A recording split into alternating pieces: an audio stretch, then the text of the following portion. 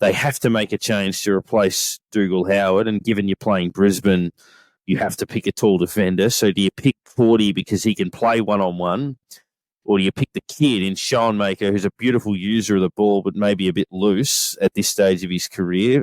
Which way do you go? And then do you then trust Battle and Wilkie to play on the tools and hope that you can work it some other way?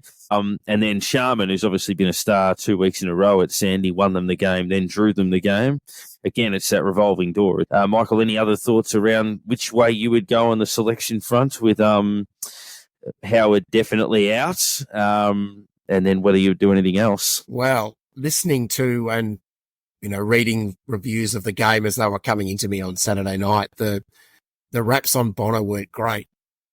And I remember thinking to myself, well, is it time to pull the trigger, bring Schoenmakers in and send Riley back to the twos? But watching the game back on Sunday afternoon, I thought he wasn't that bad. At least he was okay. Yeah. Yeah. At least he tried to break a line and move the ball forward and try a few things and do the sort of things that, that Mason Wood tends to do as well. So I thought he copped a bit of a harsh whack during the live game. So I'm not sure Arie can replace Dukes. Like obviously can't replace him in the role that he plays, but yeah, I think that's probably fair. Nick, any other, thoughts around selection for the game? Obviously, Howard out, that forced out that you're talking about is the big one.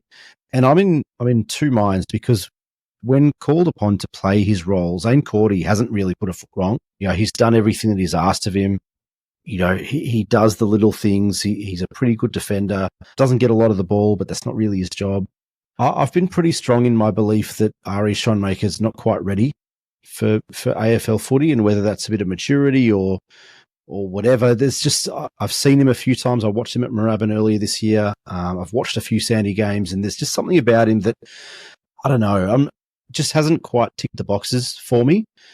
But in this one, I think that there's a couple of factors here, and one of them is that Josh Battle's out of contract, and I kind of want to see potentially what Josh Battle could do when given a larger task, a larger defensive task, playing one-on-one, matching up on a key forward as opposed to being the third defender, and how he could play that role. There are a couple of decent key forwards in that Brisbane forward line.